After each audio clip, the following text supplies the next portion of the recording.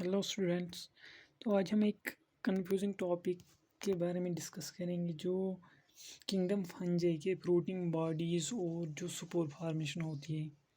तो आज हम उस कंफ्यूजन को क्लियर करेंगे। अगर आपको भी कंफ्यूजन है तो अब नहीं आएगा, बस आखिर तक आप वीडियो देखते रहिएगा।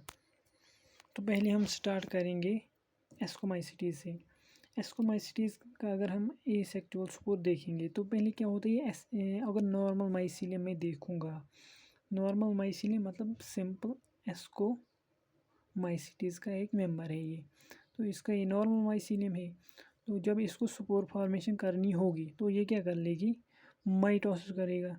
अगर इसने माइटोसिस की तो एक स्पेशल माइसीलियम बनाएगा। ये भी माइसीलियम था, ये भी माइसीलियम था, लेकिन जब इसने माइटोसिस की तो इसका क्या स्पेशल माइसीलियम बन गया। और जो स्पेशल माइसीलियम है उसको हम बोलते हैं कोनिडियोफोर।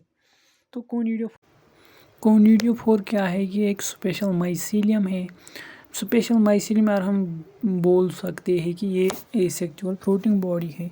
और एसेक्सुअल फ्लोटिंग बॉडी से क्या होता है कि वो कोनिडे बियर कर रहा था। क्या करता है बियर, कोनिडे जो छोटे छोटे स्पोर। कोनिडे की हम क्या करेंगे, जो छोटे छोटे स्पोर हैं इनको क्या बोलेंगे, कोनिडिया।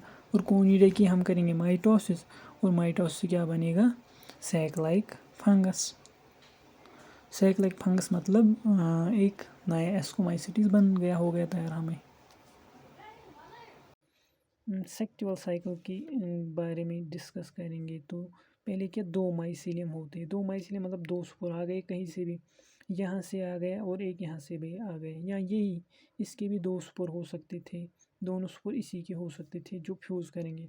फ्यूज़ करने के बाद ये क्या बनाएंगे, डाइकैरियन। डाइकैरियन क्यों बोलते हैं इसको, क्योंकि दो न्यूक्लियस सिंगल सेल में पाए जाते हैं। तो सिंगल सेल में जब दो न्यूक्लियस पाई जाती है तो उसको बोलते हैं डाइकैरियन। और जो ये थोड़ी देर के लिए रहती है ये स्टेज, और उस स्टेज को बोलते हैं डाइकैरियो स्टेज या डाइकैरियो फेज भी बोलते हैं। क्यों बोलते हैं, क्योंकि ये थोड़ी देर के लिए रहती है। अगर हम जो पहला वाला मेंबर होता है कौन सा, फाइकोमाइसिटीज, अगर उसको हम देखते हैं कि उसमें ये थोड़ी देर के लिए नहीं रहती, इसलिए हमें डाइकैरियो स्टेज नहीं दिखती है। जब ये फ्यूज़ करेंगे दो न्यूक्लियस तो ये क्या बनाएंगे, जाइगोट। जाइगोट की हम यहाँ पे मियोसिस नहीं करेंगे, यहाँ पे जाइगोट की क्या होगी, माइटोसिस। माइटोसिस जब जाइगोट की करेंगे तो हमारे पास एक फ्रूटिंग बॉडी तैयार हो जाएगी। फ्रूटिंग बॉडी मतलब जो एक ऐसी बॉडी जो अपने ऊपर अंदर अपने ऊपर क्या करेगी, सुपोर बियर करेगी। वो सेक्चुअल भी हो सकती है या एसेक्चुअल भी हो सकती है। तो यहाँ पे जाइगोट की माइटोसिस से एस्कोकार्प बनती है। एस्कोकार्प क्या है, ये एक फ्रूटिंग बॉडी है। फ्रूटिंग बॉडी मतलब जो अपने ऊपर सुपोर बियर करेगी। तो सुपोर ये फ्रूटिंग बॉडी है। फ्रूटिंग बॉडी के ऊपर जब वो फ्रूटिंग बॉडी के ऊपर क्या बन गई हमारे, एस्कस। एस्कस एक सैक लाइक स्ट्रक्चर होता है इस फ्रूटिंग बॉडी पे, जिसके अंदर एस्कोसुपोर बनेगी। लेकिन ये क्या है, जाइगोट भी 2n है, जाइगोट 2n है, तो ये फ्रूटिंग बॉडी भी 2n है।